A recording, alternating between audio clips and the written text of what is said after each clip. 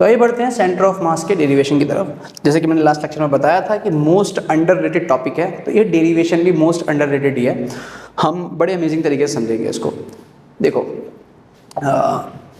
एक ऑब्जेक्ट है जो कि हम कह रहे हैं बहुत सारे मासेस से मिलके बना है, M1 M2 M3 M4 Mn, अजीबोगरीब सा मान लिया, बट डेरिवेशन के लिए हम सिर्फ 2 मास दिखा रहे हैं वहाँ पे, ठीक है।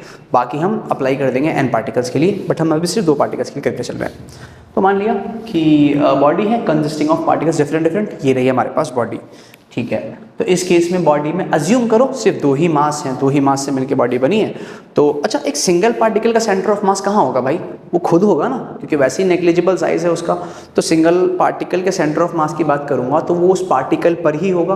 बेसिकली पार्टिकल सेंटर ऑफ मास, आप पार्टिकल को एक पॉइंट से रिप्रेजेंट करते हो ना, तो पॉइंट का सेंटर ऑफ मास क्या होगा? खुद उसी के ऊपर, ठीक है। तो मान लिया हमने एक बॉडी है, इसके अगर मैं टोटल मास की बात करूं, जो बॉडी का हमारा टोटल मास हो जाएगा दैट इज क्या हो जाएगा? M1 प्लस M2, ठीक है। 2 ही पार्टिकल से मिलकर बना है। तो अगर मैं इस पार्टिकल के सेंटर ऑफ मास की बात करूं पोजीशन की, तो वो उसके खुद के ऊपर होगा, मान लिया R1 वेक्टर। इस पार्टिकल के सेंटर ऑफ मास के पोजीशन की बात करूं तो वो इसके खुद के ऊपर होगा, मान लो RT, मान लिया R2। अब इन दोनों से मिलकर ये बॉडी बनी है। अब इसका सेंटर ऑफ मास भी तो कहीं होगा ना, इस कंबाइंड बॉडी का, जो कि 2 पार्टिकल से मिलकर बनी है। नहीं मालूम, अज्यूम कर लेते हैं कहीं यहाँ पर है, और उसका पोजीशन दिखा दिया ओरिजिन से मैंने RCOM। निकालने चलते हैं। मान लेते हैं दोनों पार्टिकल्स पर ना फोर्स अप्लाई किया गया F1 और F2 एक ही टाइम पर, ठीक है, on M1 M2 at a time, एक ही टाइम पर इन दोनों पर हमने फोर्स अप्लाई किया। तो फोर्स अप्लाई करोगे कुछ टाइम में तो मोमेंटम में चेंज आएगा ना। हमें मालूम है कि according to second law there must be a change of momentum due to applied force. So देखो, जो M1 M2 के मोमेंटम में चेंज आया तो dP1/dt लिखूंगा, वो इक्वल टू क्या हो जाएगा? F1 vector. ऐसे ही अगर सेकंड की वजह से करेंगे तो dP2 vector by dt equal to, ये किसकी वजह से होगा? सेकंड पर जो फोर्स अप्लाई हुआ। अच्छा, अगर मैं टोटल चेंज मोमेंटम निकालूं बॉडी का, तो दोनों के मोमेंटम में चेंज को मुझे ऐड करना पड़ेगा ना। तो जो टोटल चेंज इन मोमेंटम आएगा दैट इज क्या? dP1/dt plus d of P2/dt equal to क्या हो जाएगा आपके पास? F1 प्लस F2, ठीक है जी। अब एक चीज़ देखिए, हम मान रहे हैं बॉडी 2 ही पार्टिकल से मिलकर बनी है, एक पे लग रहा है फोर्स F1, एक पे लग रहा है F2। तो बॉडी पे अगर मैं टोटल फोर्स की बात करूं तो F1 vector plus F2 vector, ही क्या हुआ? Net force on body. Body पे टोटल कितना फोर्स लग रहा है? तो ये आपके पास नेट फोर्स ऑन बॉडी हो गया ना, नेट फोर्स ऑन बॉडी, ठीक है। इसको मैं सिर्फ F वेक्टर मान के चल रहा हूँ, ठीक है। और ऑब्वियस सी बात है, जब मैंने कुछ फोर्स लगाया तो कुछ तो वेलोसिटी जनरेट हुई होगी, कुछ एक्सेलरेशन जनरेट हुआ होगा। तो P की वैल्यू हमें मालूम है mv होती है। तो अगर मैं चेंज करूँगा तो मैं M1 V1 कर सकता हूँ ना, कुछ V1 वेलोसिटी से मान लो पार्टिकल M1 मूव हुआ आगे की तरफ, या कुछ पीछे हुआ होगा, तो dM1/dt। दूसरे पार्टिकल की बात करेंगे तो d of M2 V2 vector by dt equal to, इसको हम F वेक्टर लिख रहे हैं, टोटल फोर्स ऑन बॉडी, ठीक है। अब देखो बच्चों, वेलोसिटी का फॉर्मूले की अगर बात करेंगे x की टर्म्स में, तो dx/dt होता है ना, rate of change of position. dx/dt, तो इस v1 को मैं dx1/dt कर सकता हूँ। बेसिकली x1 क्यों करूँ? मैं मान के चल रहा हूँ उसका पोजीशन r1 है, तो dr1/dt करूँगा, है ना। तो ये क्या हो जाएगा? d ऑफ, एक काम करते हैं d/dt कॉमन खींच लेते हैं पहले, d/dt कॉमन खींच लिया। यहाँ क्या बचा? M1 V1 vector plus M2 V2 vector equal to ये F। अब वेलोसिटी का जैसे क्या कहा कि मैंने dx/dt कर सकता हूँ, तो d/dt M1 V1 की जगह क्या हो जाएगा? dr1 वेक्टर बाई dt, क्योंकि पोजीशन वेक्टर M1 का कितना है? R1, प्लस यहाँ बात करेंगे तो M2 dr2 vector by dt equal to क्या जी?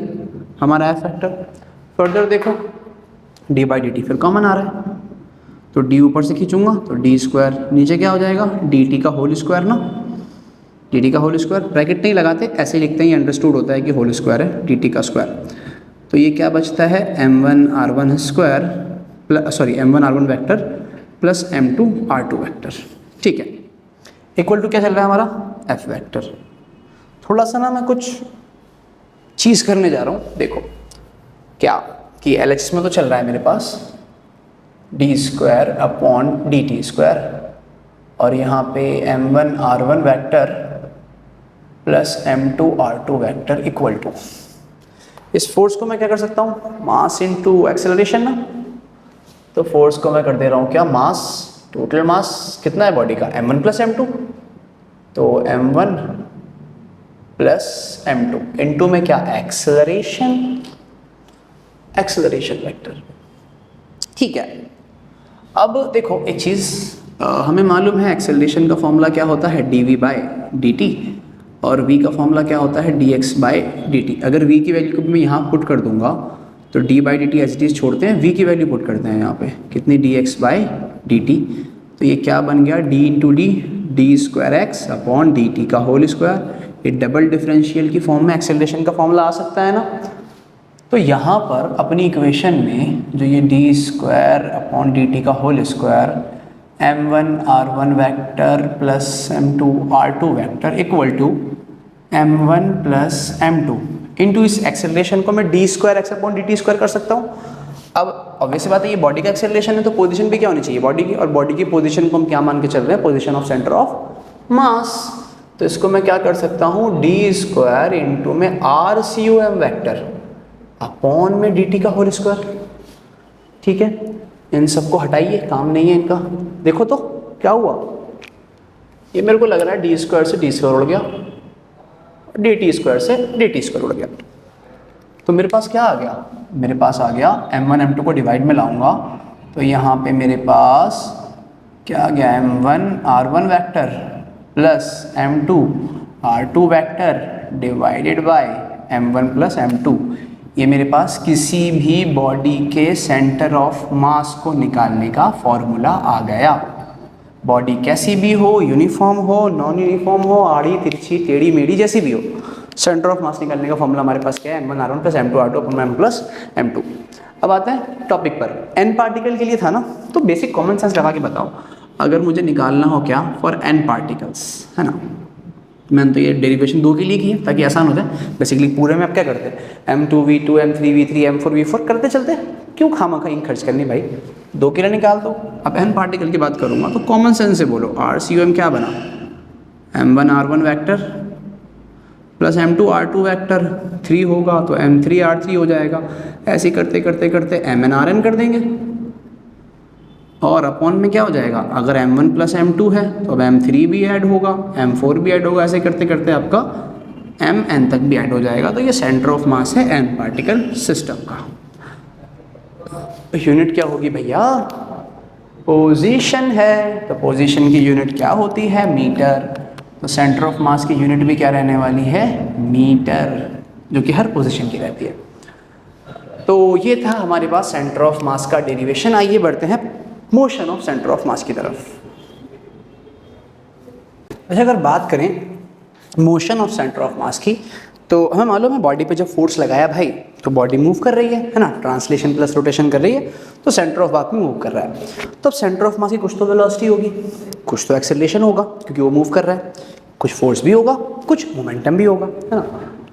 तो वही निकालने जा रहे हैं सेंटर ऑफ मास का क्या होना है ये सब। तो मान लिया कोई बॉडी है, 3 डिफरेंट पार्टिकल्स है ना, कि n से मिलकर बनी है, हमने 3 दिखाया खाली।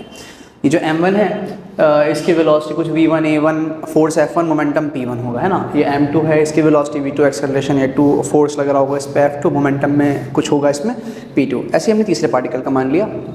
तो सेंटर ऑफ मास में क्या आएगा ये निकालना है। देखो सेंटर ऑफ मास की पोजीशन तो अपने निकाल चुके हैं, m1 r1 plus m2 r2 vector में अपॉन में टोटल मास का सम। सॉरी, मुझे निकालनी है वेलोसिटी। भाई कोई दिक्कत नहीं है, अगर आपको पोजीशन दे रखा है वेलोसिटी निकालनी है, क्या करते हो, डिफरेंशिएट ना dx बाई dt। तो यहाँ भी वही करूँगा, दोनों तरफ टाइम के रिस्पेक्ट में डिफरेंशिएट मार देंगे, क्या हो जाएगा drcom बाई dt, है ना। इस पूरे का डिफरेंशिएशन d बाई dt। अब d बाई dt को बाजी बाजी करके अंदर लिया है तो d of m1 r1 by dt, d of m2 r2 by dt plus plus plus d of mn rn by dt, ये बारी बारी करके सबके साथ लिख दिया। अब हमें मालूम है m1 m2 m3 m4 सारे क्या है, कांस्टेंट है, मास है, तो सबको उनके डिफरेंशिएशन से बाहर निकाल दो, क्या बचेगा m1 dr1 by dt plus m2 dr2 by dt, ऐसे mn dr बाई dt, और डिनोमिनेटर में कांस्टेंट चल रहा है m1 प्लस m2 प्लस और प्लस प्लस mn। और ये क्या है, सेंटर ऑफ मास के पोजीशन का डिफरेंशिएशन क्या देगा आपको, velocity of centre of mass. तो फॉर्मूला क्या बन गया वेलोसिटी ऑफ सेंटर ऑफ मास का, dr1 बाई dt क्या हो गया, ये क्या है, वेलोसिटी किसकी, फर्स्ट पार्टिकल की, ये क्या है, वेलोसिटी सेकंड पार्टिकल की, ये क्या है, वेलोसिटी थर्ड पार्टिकल की। तो m1 v1 m2 v2 ऐसे करते करते mn vn अपॉन में m1 plus m2 plus plus plus plus mn acceleration निकालना है। अब तो मिल गया हिंट, फिर से डिफरेंशिएट मार दो, d of vcom upon dt, differentiation कर रहे हैं वेलोसिटी का सेंटर ऑफ मास के, तो क्या देगा, एक्सेलरेशन किसका, सेंटर ऑफ मास का। डिफरेंशिएट करेंगे, यहाँ क्या होगा, dv1 upon dt dv2 by dt ऐसी dmn बाई dt, क्या देगा m, ये देगा a1, ये देगा a2, ये देगा a3, तो m1 a1 plus m2 a2 plus m3 a3 plus plus plus plus plus mn an upon में m1 plus m2 plus m3 plus plus plus mn। क्या रह गया, मोमेंटम और फोर्स। मोमेंटम का फॉर्मूला क्या होता है, mv, तो सेंटर ऑफ मास के मोमेंटम का क्या हो जाएगा, एक तो सेंटर ऑफ मास की वेलोसिटी इनटू में मास ऑफ बॉडी ना, टोटल मास ऑफ बॉडी। तो जरा इस फॉर्मूले को ढंग से देखिए, अगर मैं क्या करूं, इस सारी, अरे खून कहाँ से आ गया भाई, अच्छा इंक ज़्यादा हो गई, शर्ट बच गई मेरी। चलो, अगर इस सारे मास को उठा के मैं मल्टीप्लाई में ले जाऊं किसके साथ, वेलोसिटी के साथ, तो ये टर्म क्या बन गई, कुछ यूँ बन गई ना, m1 plus m2 plus plus plus mn into में क्या, velocity of centre of mass equal to क्या बना आपके पास, ये m1 प्लस m2 v2 ऐसी plus plus plus mn vn। और ये पूरी टर्म जो आपको दिख रही है, ये पूरी टर्म क्या है, total mass into velocity of centre of mass, mv momentum किसका, सेंटर ऑफ मास का।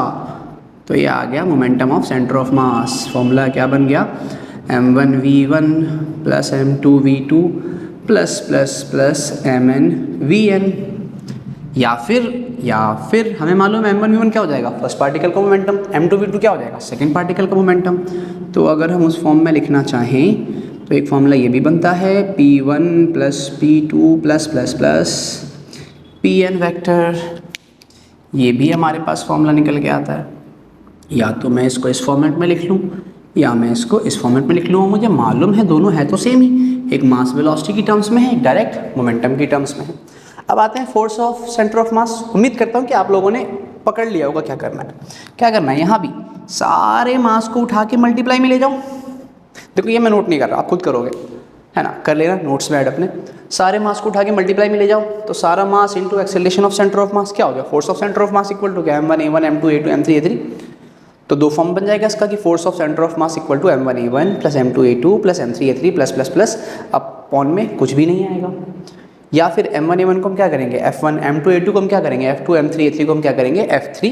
तो मैं डायरेक्ट फॉर्मूला लिख दे रहा हूँ कि क्या बन जाएगा आपके पास, एक तो आपके पास बन जाएगा फोर्स ऑफ सेंटर ऑफ मास का क्या, m1 a1 plus m2 a2 ऐसे करते करते करते प्लस mn an अपॉन में कुछ आएगा नहीं क्योंकि मास चला गया।